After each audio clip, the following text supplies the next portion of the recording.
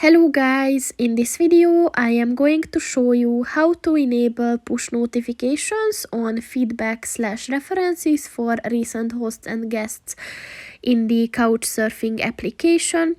But first I just want to mention, don't forget to subscribe to my channel, because at 10,000 subscribers I am going to show you my whole YouTube revenue statistics and growth strategy, as well as how to make money online.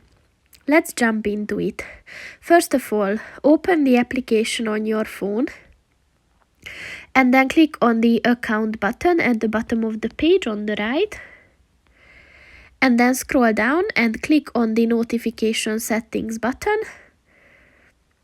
And then scroll down and at the reminders section, look for the leave feedback/references for recent hosts and guests section. And below that, at the right page, look for the push button, and in order to enable it, just click on the white circle next to it, and once it turns black, the notifications are on. So that's pretty much it for this video, guys. See you in the next one. Goodbye.